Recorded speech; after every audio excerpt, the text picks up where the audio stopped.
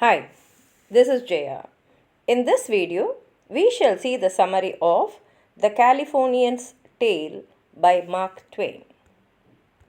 Here, an unnamed narrator recounts his experiences 35 years earlier mining for gold in the Stanley's River region of California.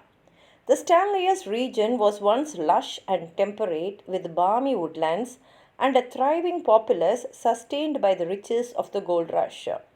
The local town once boomed with a bank, a courthouse, newspapers, and a firehouse, all of the trappings of civilization.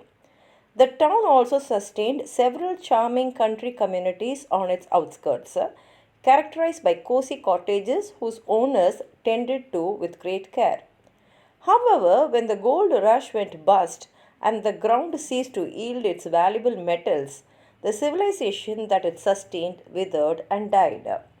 Now, the region around the Stanleys is a hollowed out shell of its former glory.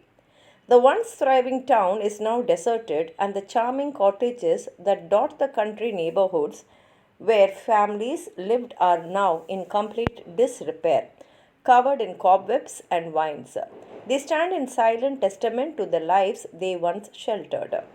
Now, the only occupied dwellings in the Stanleys are dank log cabins, the homes of grizzled, beaten down gold miners whose failure to strike it rich on the gold rush has left them financially destitute and cost them their families. They are tortured by the regret of broken dreams and economic failure. As the narrator describes the isolated state of the Stanleys, he comes across a man in his mid 40s who, in contrast to the other depressed residents, appears joyful and lively. The man's name is Henry, and he cheerfully tends to a country cottage that appears lived in and cared for, with a lovely garden full of flowers. Henry's cabin is a stark contrast to the other dilapidated cottages the narrator has observed. Seeing the narrator approach, Henry invites him in. The narrator is overcome with delight over the furnished decoration inside Henry's home. In contrast to the cold masculinity functionality of miners' cabins, all dirt floors, bean cans, ruffled beds, and drab ornamentation, Henry's cabin is decorated by the careful grace of a woman's touch. The myriad comforting bits of decor that fill Henry's cottage soothe the narrator's soul. Henry explains that his 19-year-old wife decorated the cabin with a loving precision that lies beyond a man's capabilities. Women, Henry explains, intuitively know how to turn a mere dwelling into a welcoming home. Henry beams with delight as the narrator discovers a picture of Henry's wife in the washroom. He tells the narrator that she is visiting friends some 40 miles away and will return in 3 days. It is Wednesday, and although the narrator plans to leave the Stanleys before she is set to arrive at 9 o'clock on Saturday evening, Henry implores him to stay.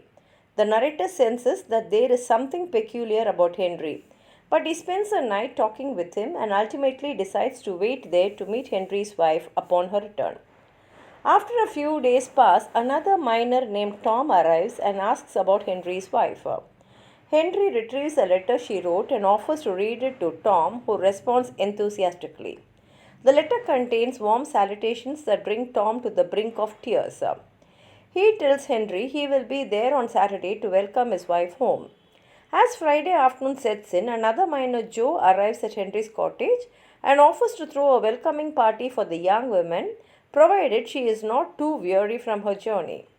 Finally, Saturday arrives and the hours pass with no sign of Henry's wife. The narrator becomes noticeably impatient and Henry becomes increasingly uneasy. The narrator chits Henry for his excessive worrying, causing Henry to back away in shame. As Henry and the narrator continue to wait, a miner named Charlie arrives. He assuages Henry's nerves by reassuring him that his wife is merely running late, and then he commences decorating for her welcoming party by adorning Henry's cottage with flowers. As 9 o'clock approaches, Tom and Joe return. The men play music while Henry stands in his cottage doorway staring at the road. They then start drinking to the safe return of Henry's wife. One of the miners tells a now drunk Henry that his wife's horse is lame and that she will be there in another half hour. The men then tuck Henry into bed and prepare to leave. The narrator asks them to stay so that the young women will not meet a stranger upon her arrival. Joe tells the narrator that Henry's wife went missing in an Indian raid 19 years ago. Henry lost his mind over her disappearance, and each year since, the other miners have come to Henry's cottage 3 days before her expected return to keep Henry from descending into total insanity. And here ends the story. It's a very touching story. If you have anything more to add on to what I've said, please write it in the comment box. Like the video, share it with your friends, and if you have not subscribed my channel, please subscribe and support. Thank you.